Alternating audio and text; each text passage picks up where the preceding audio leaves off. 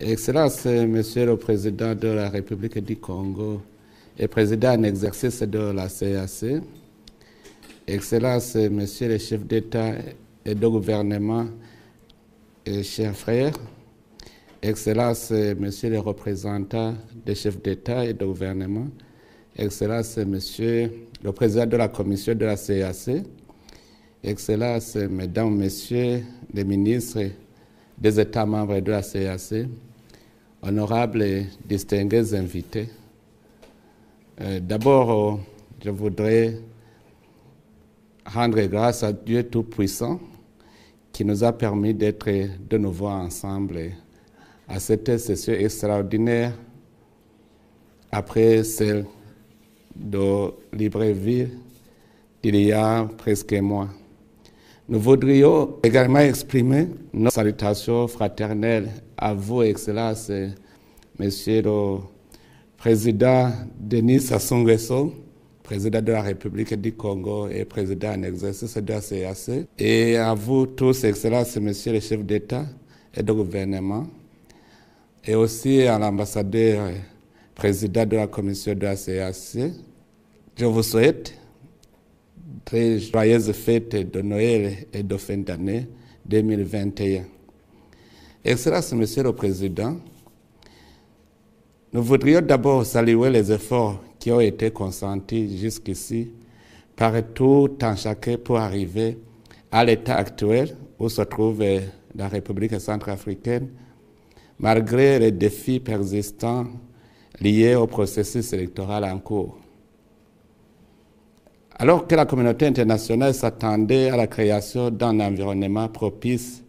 à la tenue des élections législatives et présidentielles apaisées ce 27 décembre 2020 à la République centrafricaine, fort est de constater que des bruits de bottes se font encore entendre dans quelques coins du pays à la veille du scrutin décisif et historique pour le peuple centrafricain. Face à cette situation préoccupante, nous réaffirmons notre ferme attachement à la souveraineté, à l'indépendance, à l'unité et à l'intégrité territoriale de la République centrafricaine et rappelons l'importance au respect des principes de non-ingérence, de bon voisinage et de coopération régionale dans le traitement des questions centrafricaines.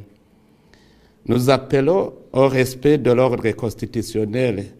et à la tenue des élections aux dates fixées, soit demain, le 27 décembre 2020. Dans ce sens, préserver l'ordre constitutionnel est une condition sine qua non pour préserver la paix, la sécurité et la stabilité, gage du développement socio-économique durable et harmonieux en RCA. En ce qui concerne le règlement durable de la crise en RCA, y compris le processus politique, nous estimons que celui-ci doit être aux mains de la République centrafricaine et accorder la priorité à la réconciliation du peuple centrafricain. Le rôle de la communauté internationale doit se limiter à l'accompagnement aux efforts nationaux dans le respect de la souveraineté du peuple centrafricain. À cet égard, nous condamnons avec la plus grande fermeté les violations de l'accord de paix et les violences commises par les groupes armés et autres milices dans certains coins du pays, notamment celles visant à faire obstacle aux opérations électorales. L'accord de paix de 2019 doit être respecté par toutes les parties et ces contrevenants tenus responsables. Excellence, Monsieur le Président,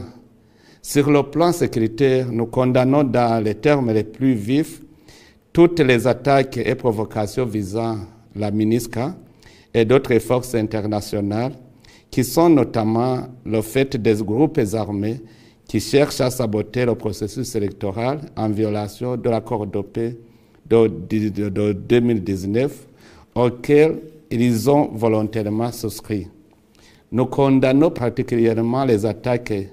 aveugles perpétrées hier par les éléments non identifiés à Dakoa, préfecture d'Okemo, qui ont coûté la vie de 3 casques bleus burundais, de la MINUSCA et blessé 2 autres. Nous exprimons nos condoléances les plus attristées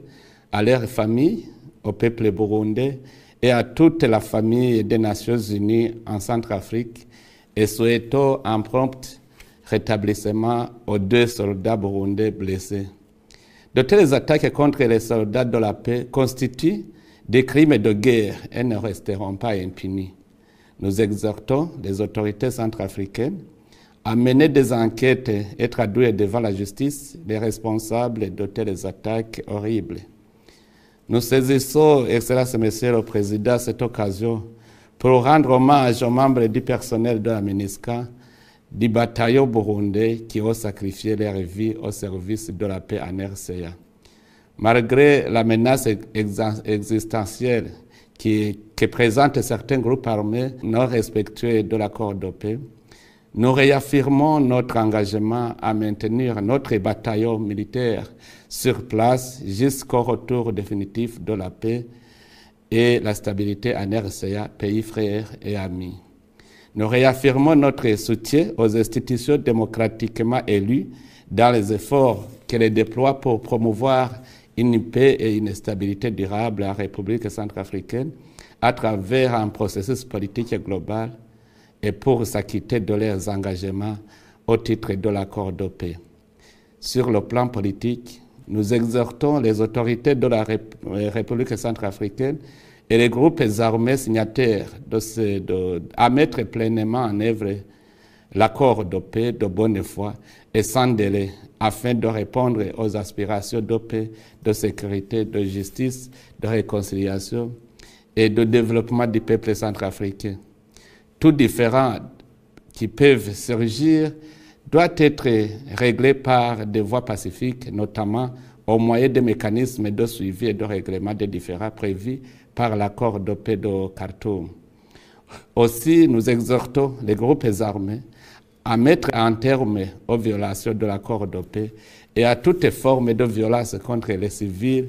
le personnel de maintien de la paix des Nations Unies et le personnel humanitaire et à déposer les armes immédiatement et sans condition, conformément aux engagements pris dans le cadre de l'accord de paix.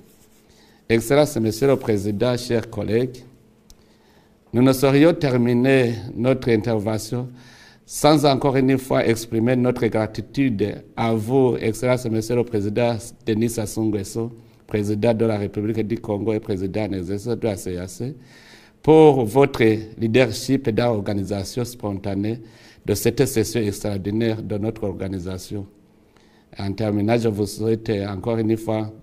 joyeuses fêtes de Noël et de Nouvelle à 2021 à vous tous et à vos familles et amis respectifs. Je vous remercie de votre aimable attention.